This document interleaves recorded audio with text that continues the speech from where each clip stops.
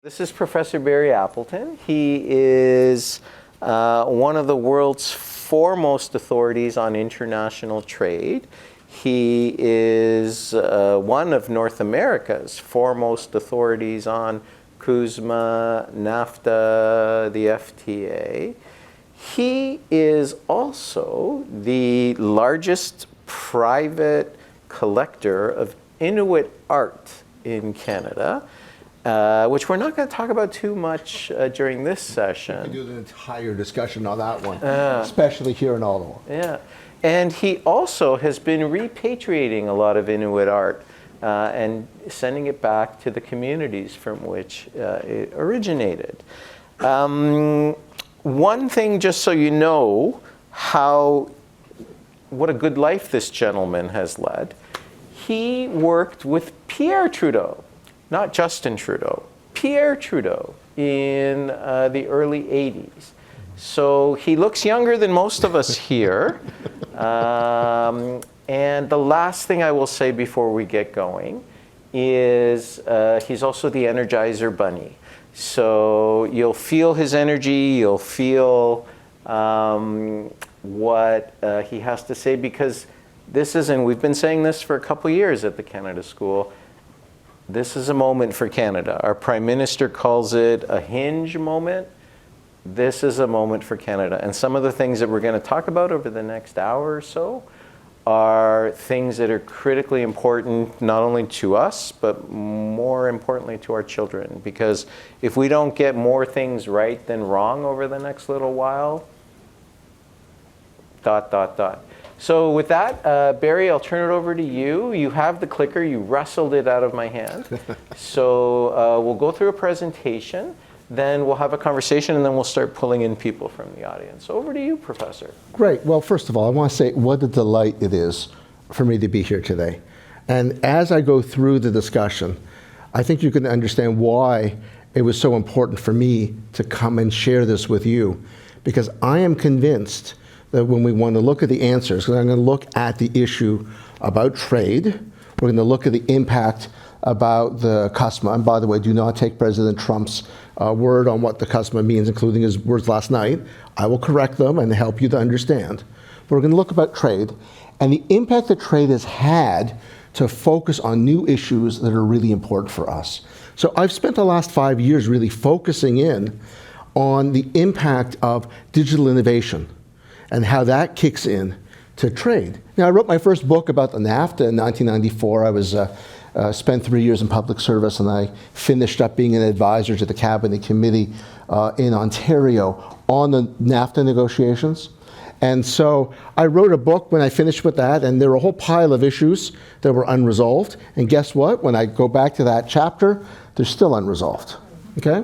I also helped negotiate the agreement on internal trade and brought the first successful internal trade challenge in Canada. And guess what? They're still not quite resolved either.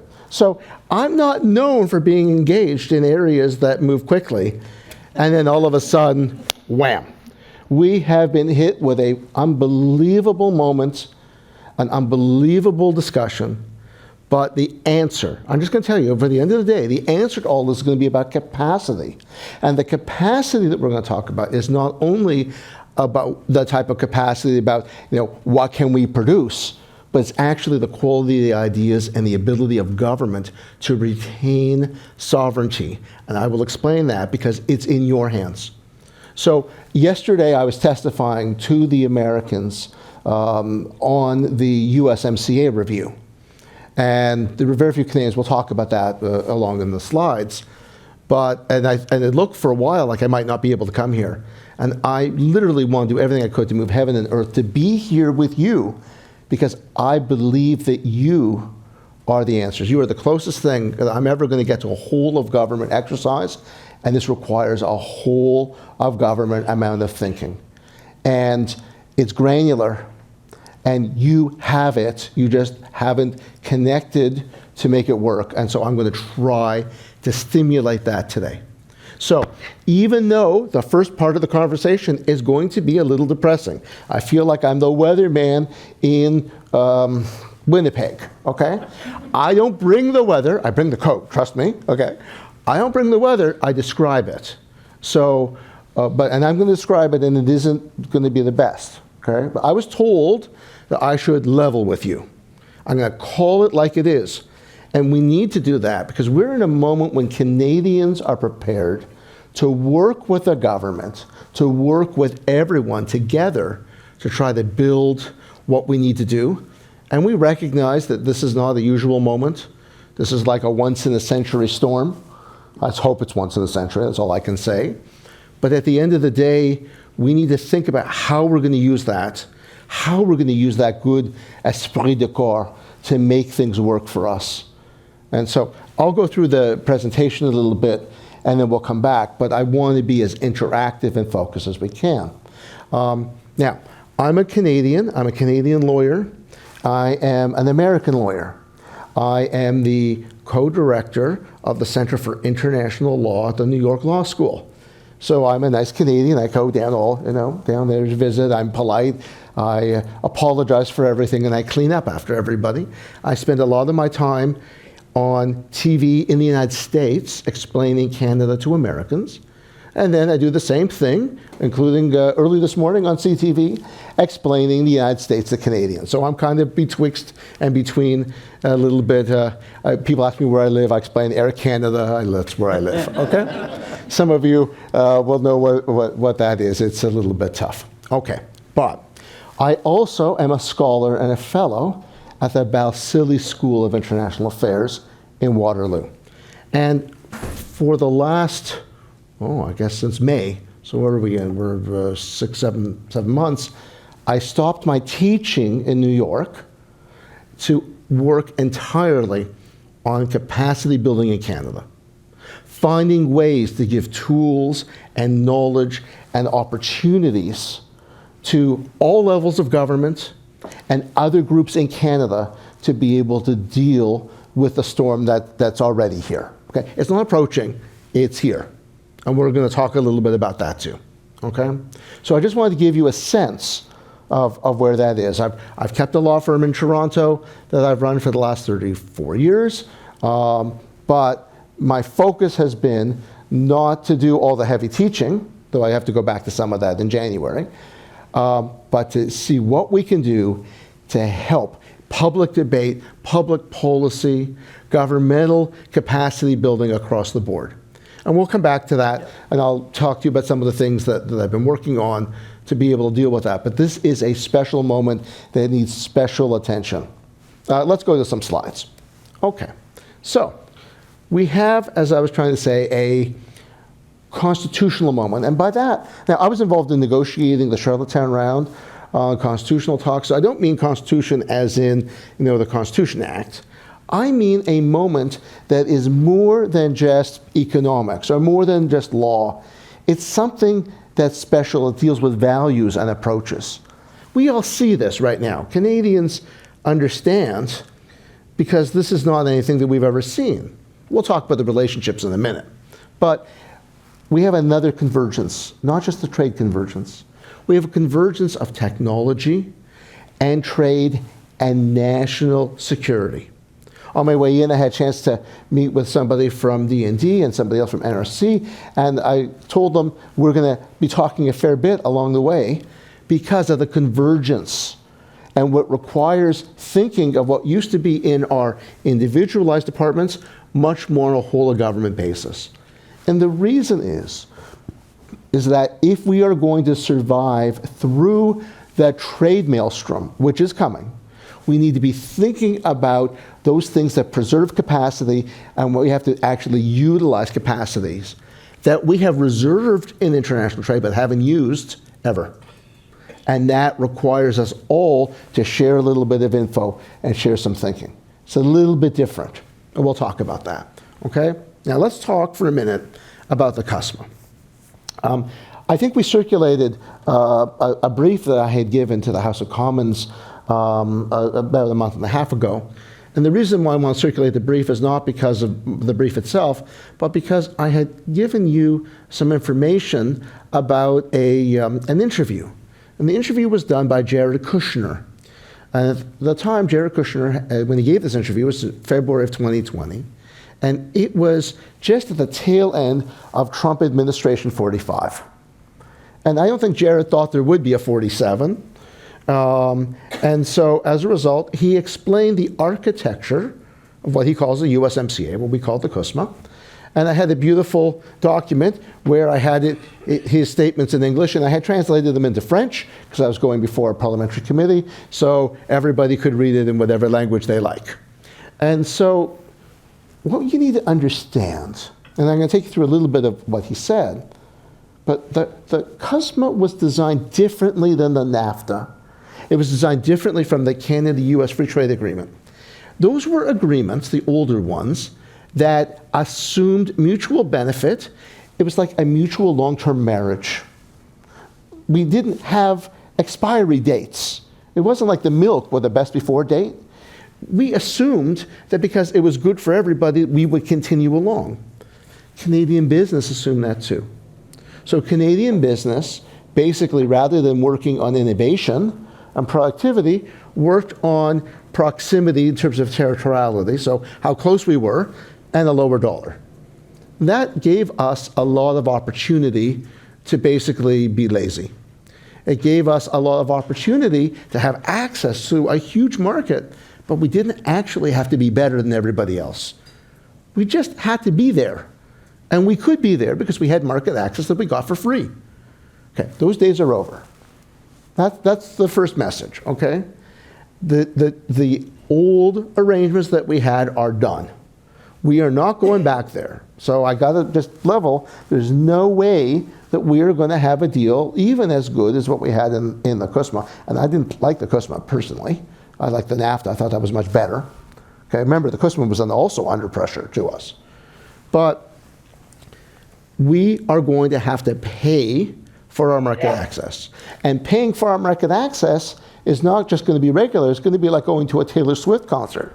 It's going to be like an Uber on a really snowy day. It's surge pricing.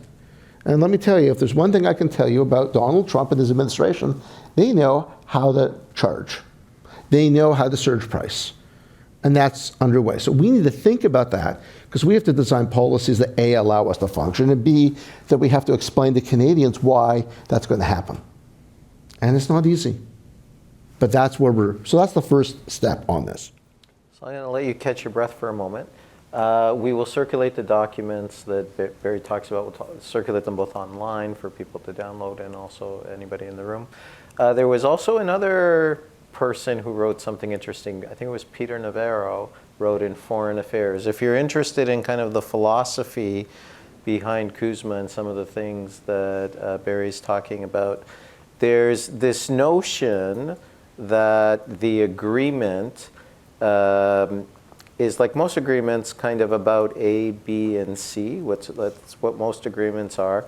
But the understanding on the American side from the people who negotiated it are much more, I don't want to say sophisticated, but much more geopolitical in nature before we discovered in Canada what geopolitical means. No, I'm going to say they're more sophisticated. And that one of the reasons is, and we'll talk about this, is that they have structural committees integrated, what we call a force multiplier in terms of defense, where they can take one idea and automatically share it out to people who already have security clearances that will be able to work with them. So they call them ITACs in the United States. We call them SAGITs in Canada. But in Canada, we got rid of our SAGITs for budgetary reasons about 20 years ago. And the Americans kept them. The French have them. The Brits have them. The EU has them. The Australians have them. Why don't we? I mean, this is exactly the type of issue about where we're not quite ready and we need to be ready. So, well, I'll take you through it though, but I will show you why we've known for a long time about the architecture of the CUSMA. The problem is that we didn't believe it. Our biggest problem has not been that we don't have information and intel, is that we have been disbelieving the intel. I teach game theory, and in game theory we have a process called Bayesian analysis where we can be able to deal with that and do an analysis to be able to give the weighting for various options. We never did that because we're Canadian. We always think good of everybody else, and we thought we would be good. And in fact, we were good. but the other side wasn't. So I try to explain this is sort of like a very bad marriage. We had trade monogamy for the longest time, but we had a partner that wasn't monogamous. And the transaction became the issue. Whatever last night was the most important thing and nothing else. You can have as much marital therapy as you like. If both partners don't want to participate, you don't get anywhere. That's where we're at. So our problem is that we keep coming back to that idea, that relationship, that 60 years of trade, but 100 years of relationship on this plus, it's over. Okay, everybody, it's over. So we now need to think about how we, as a government, govern. That is about sovereignty. And one of the key issues we're going to talk about as well is when we get to digital sovereignty. And when I appeared yesterday before the committee, I gave a discussion. I talked primarily about why strong rules and the rule of law was good for America. It wasn't just good for Canada. It's very good for America. It's good for brand America. It's good for the markets. Markets like predictability. They don't like this. This is really a very good thing. What do they want to talk to me about? Assistant USTR for the Western Hemisphere focused one key question to me, talk to me about digital sovereignty. And I explained, and I'll get there, but I'll explain foundationally that digital sovereignty was actually good for America. Canadian digital sovereignty is good for America, and I'll come back to that. Now, as you go to your next slide, there might be some people online, there might be some people in the room that are kind of going, well, you know, this is Donald Trump, this will go away. I think what people need to understand is this is structural. Like somebody, the complete opposite of Donald Trump, probably Joe Biden, the complete opposite of President Trump. The very first thing that Joe Biden did when he became president, on the very first day, he signed an executive order that ripped up the presidential permit for Keystone XL. President Biden declared baby food a national security issue. President Biden spent the vast majority of his presidency on Buy America. So if people are of the belief that the current US administration is an aberration. Well, let me just riff on that for a moment. For 17 years, I had an office in Washington, D.C. And so I know a little bit about how Washington goes. Here's one of the key things you need to understand. There are interests that are different from friendships. But the best interests in Washington are those that can give you money and can give you votes. And Canada can do neither. So when Canada can do neither, we're very low on the pecking order or nowhere on the pecking order. When you can bring in a coalition with people that have both, all of a sudden you get higher on the pecking order. So, and the other thing is the neoliberal agenda, which was about the rule of law and these treaties and keep building the treaties and the structures, and the WTO, where we're going to look at trade right rather than trade might, and all of those things, that's over. It's not coming back. I spent my life living that, negotiating those types of agreements. It's finished. But we need to get our heads around, as policymakers, to understand now we have a new reality. We've got to think about how we implement and deal with that. Okay? There's no point running outside today in Ottawa in your bathing suit. Okay? Like you wear a coat because you got to be prepared for what's happening now. It's not a nostalgia thing. I remember the summer, it was warm. No. Okay? You are going to be unhappy. Trust me. Instead, we got to be ready for that moment.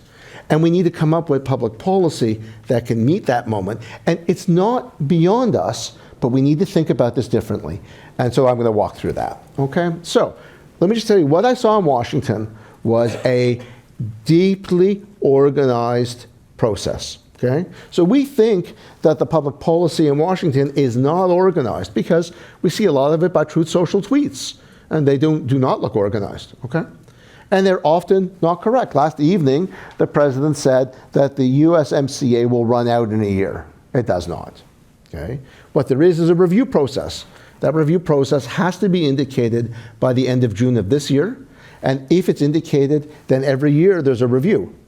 If everybody said it was fine, there would be no more reviews. That's not going to happen. We know that. So foundationally, that is not really the problem. There's going to be another problem. I'm going to talk to you about that in a second. Now, in these hearings, 150 people were giving testimony. I believe there are about 3 from Canada. I was the only one yesterday, for sure. And 2, I believe, are on today. So we're not getting our voice heard. Now, it's not for the government of Canada to show up. That's not what governments do. But everybody else should have been there. And they had members of Congress. We could have had members of Parliament. We could have had provincial governments. We could have had all types of Canadian organizations. And I was told that one of the reasons why we didn't have people there was because we thought our American friends would speak for us. Okay, that's a big mistake. Okay, they're not speaking for us, they're speaking for them. We need to speak for us. They needed to see a Canadian there to be able to tell my lived experience and tell them why that this treaty would be good for them and good for us. Well, I'll pause you there because the way I really try to hammer this home to people when we talk about special relationships, when we talk about, and we do have a relationship that's different from most of the world with the United States. But that does not mean that we have carte blanche. That does not mean. The way that I say this that I think seems to resonate is there is not a single member of the U.S. House of Representatives or a single U.S. senator that represents something called Canada. They all represent various parts of the United States.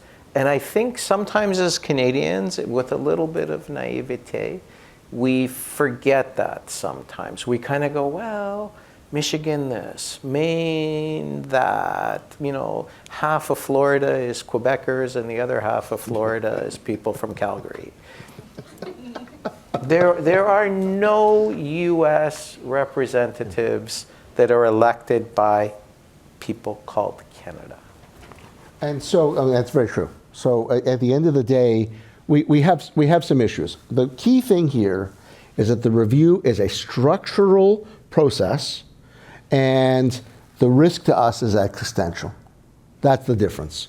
And that's because we have spent so long having so much of our trade balances with the United States and we are unable to pivot quickly. The Prime Minister is doing everything he can to be able to pivot. But you know, it's like planting a tree. The best time to plant a tree is 20 years ago. Okay, the next best time is today. I understand, but if you want shade, you're not going to get it. We need trade shade. We don't have it. We can't have it. So we need to think about how we work that through. And it's not easy because it's very aggressive what we're seeing. Okay, let's talk a little bit about termination of the CUSMA. I think this is really important. We've been talking a lot about the review, but what we haven't talked about is Article 34.6. A party may withdraw, and you can withdraw on 6 months written notice. That does not mean a tweet by the president, but it could be an executive order from the president. And President Trump has withdrawn from other treaties by executive order. Now, constitutionally, as an American lawyer, I could tell you that there are some questions whether that should be lawful or whatever. Ask the Indians. He withdrew from their treaty in 2019. They still don't have it. Nobody went to the Supreme Court to fight about it. Nobody did anything with it. They still don't have a treaty. So what I read into the comments from the president last night is that he is ready, if he thinks it's in his interest, to invoke the 6-month rule and end the treaty. And for sure what we know is that he does not want a trilateral treaty because he feels that the Canadians can gang up with the Mexicans. He wants 2 bilateral treaties. So that means an end to the treaty anyways. But at the end of the day, what's the value of a treaty if nobody's following it? That's really the question. And so we need to think about that. But this Section 34.6 is quite key for us because we don't have a treaty or it's going to come through. Markets will be rough. Capital investment has pretty well dried up. It's going to be over. It's over. And we need to deal with it. It puts a 6-month window.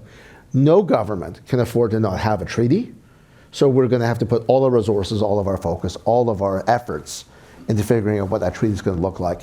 We need to know about that. We need to get capacity ready for that. This is not that there's a 16 years to go. You have the ability that it could be pulled out, the rug being pulled out from us, and I think that's a very real risk, okay? So what we've been talked about a lot is this review. That's 34.7, okay? That's fine. That just doesn't mean very much. It's the fact that it can be terminated. So rather than having a 16-year treaty, we have a 6-month lease. That's what we've got, okay? And that was done by Jared Kushner. Kushner, who we see has come back now, did the deal out in Gaza, has got the deal that he's working on right now with Russia, who's clearly back. He likened all of this to a real estate transaction. He said, when you own a great property, the preference is always to lease for a shorter duration. He said that by having a shorter duration, we'd have the opportunity to give leverage to the stronger party. And the part I didn't quote in here, but he says is, I assume that the stronger party is going to be able to get an extractive price. Okay, so he built the architecture of this to make us have to pay more if things were working well. Okay, so for Canada, they were working well. Canada's going to have to pay more. Okay, my suspicion is a lot more, and that's very, very difficult for the Prime Minister, who basically promised he would negotiate as good a deal as he could. I don't think there are a lot of very good options on the table. And when the extra leverage is put in by the termination clause, then we're really in a bad spot. And the termination doesn't have to actually be invoked. If the president just starts to hint on it, which is what I think he's already doing, we already have a problem. And that is a significant issue for us. So I need to get the trade part up there first, because after the word tariffs, we start looking at digital. The Americans, so the deal they did with the EU, it's public now. A quarter of the provisions are about negotiation goals of the Americans with the Europeans on digital. So it's not like it's only about tariffs. It's heavily focused to the new economy. And that's an economy, by the way, where the Americans have a surplus with Canada, and so they have a lot to lose if we don't actually get this to work, but they are driving a very tough agenda, and we need to know about that, okay? So I'm going to talk briefly about some of these implications, okay? But the key thing I want to say is our defense has to be structural and not sentimental. I grew up believing in a sentimental attachment. This is what we were talking about. Sentimental sense of where our place was. That's over. We just have to get over it. It's tough. We need to think slightly different way. We need to be there. And we have to do it without anger. So I want to talk briefly about digital sovereignty. I'm going to give you 3 pillars of digital sovereignty, just so we can start with a conversation. The first is data sovereignty. So data sovereignty is basically, you'll see on the next slide, I call it about controlling the keys to the filing cabinet, okay? Control over the raw material of the digital economy, okay? That's the first piece. Pause right there. Sure. People need to really internalize that sentence. Data is the raw material of the modern economy. It is not trees, it is not cows, it is not pigs. Data is the modern equivalent of all of that. And in that data, we need to think about it. So we need to think about not just our privacy legislation, PIPEDA, which is now out of date. We need to think about where we use the data and how we start to classify data. Is the data national security? Is the data core to the national foundations of government?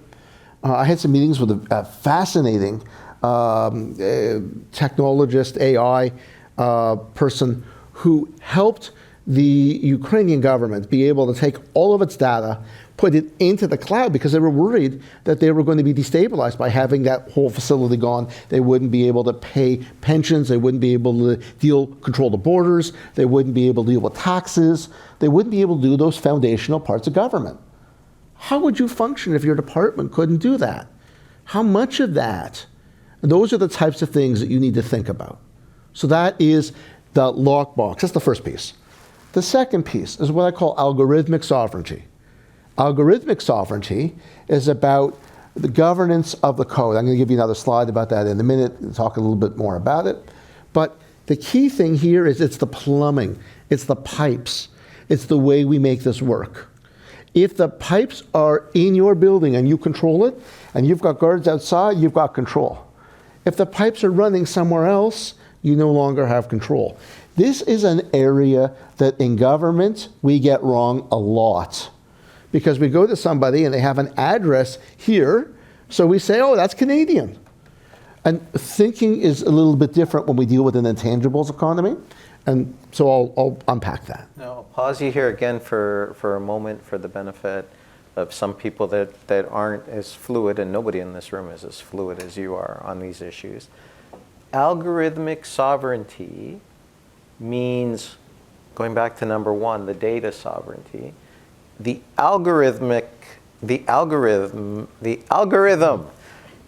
tells you what data you see, what data you don't see, when you see the data, when you don't see the data. Let me unpack that a little bit, okay? Because let's say that you want to use AI, because everybody's using AI whether you realize it or not. It's the system that does a recommender. It recommends what you're going to see next. It pulls that next option up for you. And in Canada, it's a black box. In Europe, they have to do a transparency report. So you know what's going on. We don't regulate that.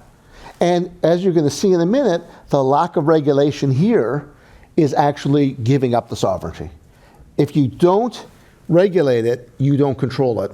You have to control it if you want to be able to be sovereign. Sovereign's about capacity here too. If you don't use it, you aren't sovereign. Somebody else is doing it. That's the definition of being colonized. So you need it. We need to have these laws because we don't have any other way to regulate right now, and we don't know what's there. So governance of the rules becomes very important. Then the third part is compute sovereignty, ownership of the infrastructure. And I'm going to give you an example of another country, Switzerland, and where they're actually doing it, I think, in a better way than we're doing it, and what that looks like and how the choices that you make. Okay? I'm going to pause here. Compute sovereignty. Mm-hmm. Think of compute sovereignty is as who has the capacity to make use of the data in a highly sophisticated way. The compute is basically, the world has moved to big data. We all know this. There are only some systems that are large enough to actually work in the world of big data. Or who could cut you off? Remember during COVID that we decided that we were no longer going to have labs here because it didn't make sense economically. So we put all of our production over to Wisconsin and we paid for it and everything was going to happen and we were waiting for the vaccines and all of a sudden the Americans said, no, we need them for ourselves. We're not giving them to you. We paid for them. We had this deal. No. So if you can be cut off, that's in compute as well.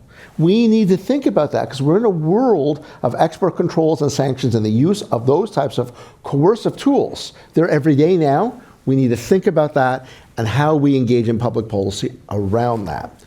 And COVID wasn't that long ago. If you go back in your memories 3, 4, 5 years, there are many quotes from US politicians that say something to the effect of, we will export the COVID vaccine to Canada only if and when every single American who wants a vaccine has received a vaccine.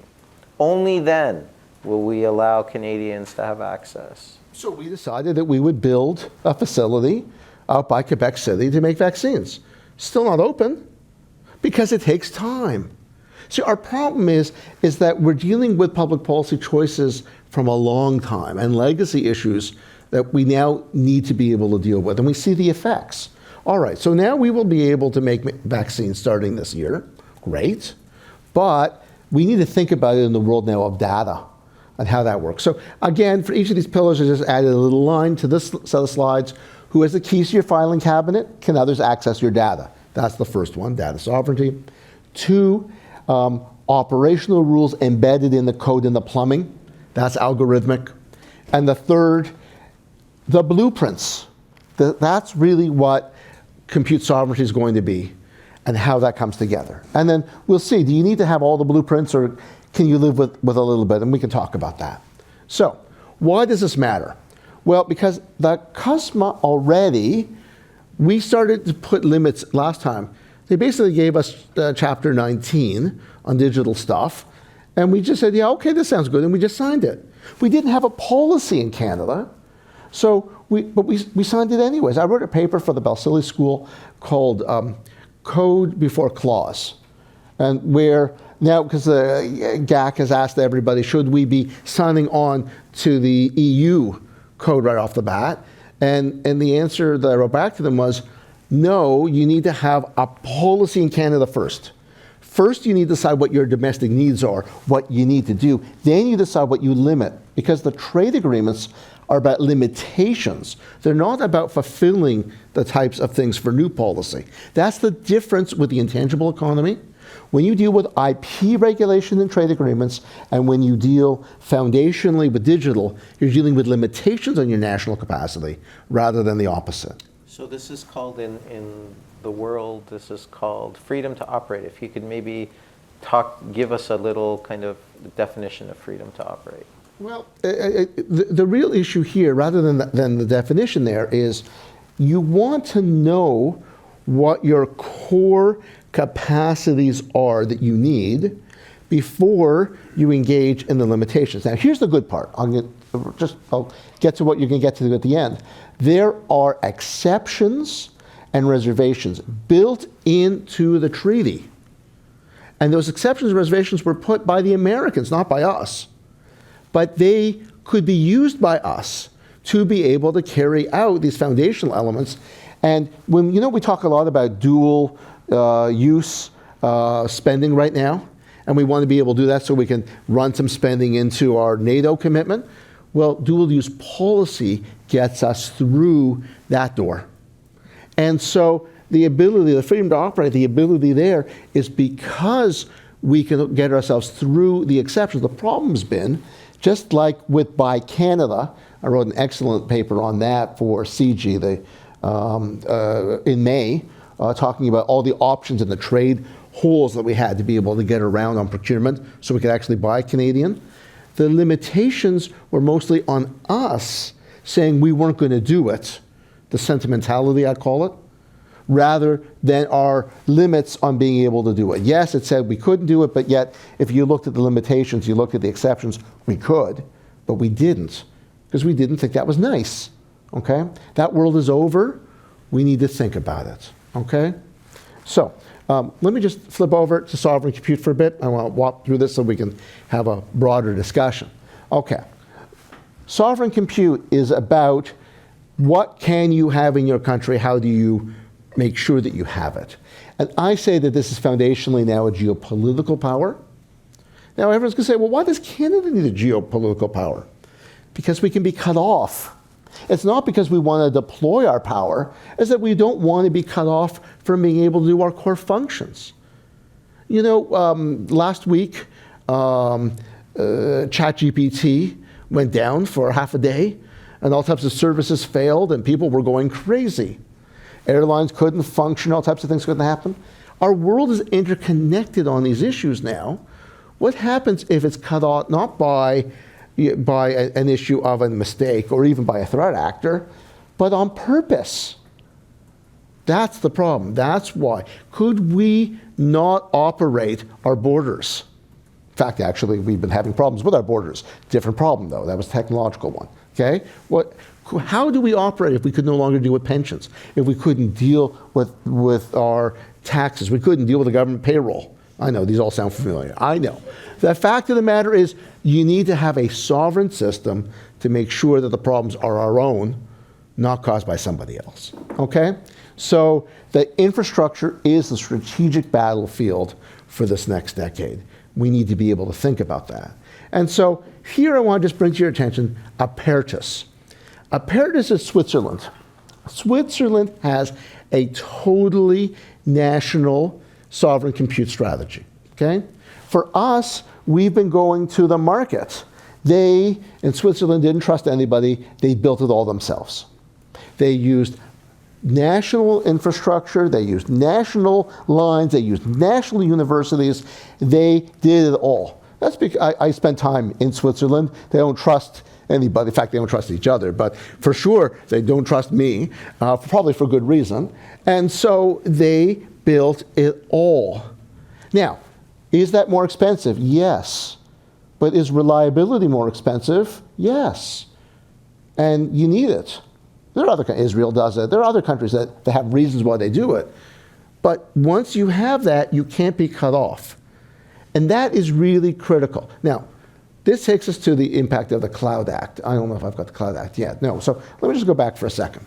The Cloud Act is a piece of American legislation that regulates what's in the cloud. The Cloud Act has deep extraterritorial impacts. The deep impacts are, and that's why we talked about one of these issues about the plumbing, where the lines are. If your data crosses into the United States, if it crosses into a server or a node that's in the United States, even though it's not US data, it's Canadian data going to Canadian, but it crosses through the US in some way, the Cloud Act applies. And Microsoft had one of the VPs at a hearing in France in June, and the French said, because they have very careful legislation about this, and they said, well, what are you going to do, Microsoft, if you have a conflict between the Cloud Act and our French national legislation? And the VP for France said, we're going to follow the Cloud Act. They did it in French because they figured no one in Washington would pay attention.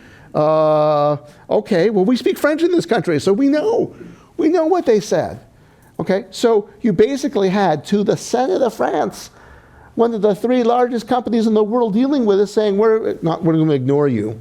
We don't want to, but we're prepared to ignore you. So what's important here is you need to have data that is mission critical. Health data, personal privacy data, core data to run defense.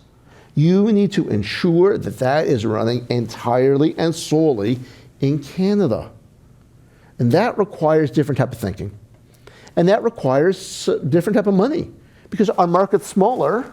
And what you can't do is you can't go to a Canadian company and go to them and say, can you do it, and then have them subcontracted to an American. That's the easiest way to do it, the hyperscale, right? Can't do that. We can deal with that by contractual provisions.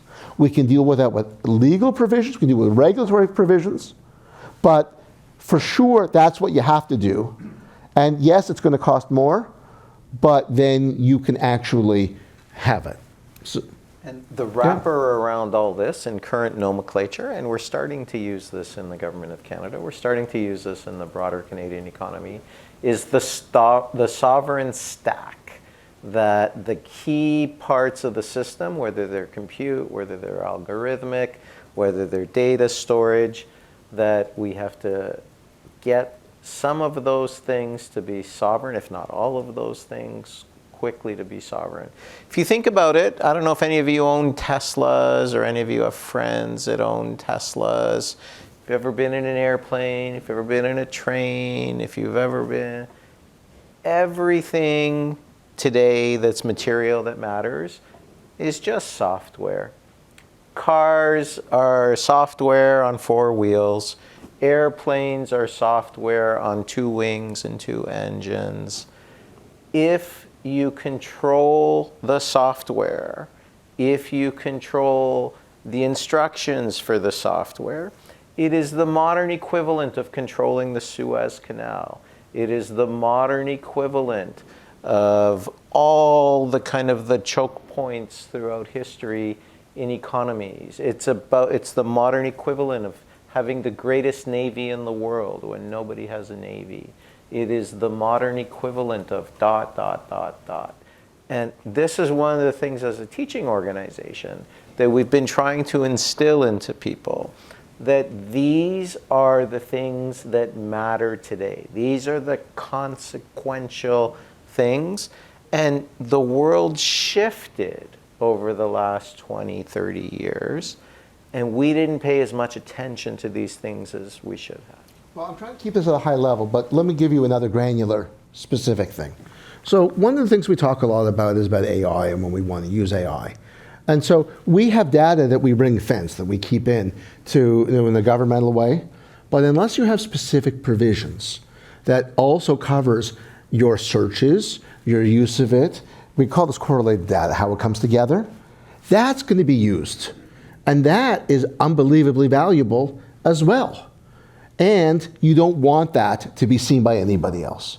How you use your data, what questions you ask, where you go, how long you deal with it, that is all the type of stuff you need to protect as well. And you need to have transparency, you need to know how that goes through, and to be honest, we need a governmental piece of legislation to deal with that, which we still don't have. Now, we've tried. It's not that we didn't try to get some stuff through Parliament, though I'd like to think that I could have helped by doing some things that would have been better earlier on that. But everything's changed, so we have another opportunity, that's good. But we need it because, again, if you're not in there, if you're not in that game, somebody else is. And on that side, we have a huge issue because we have 3 different models that are going on in this world. Between an EU model, which is based on rights and principles, an American model, it's sort of like the gunfight at the OK Corral. Anything goes until finally someone pulls out a big gun at the end.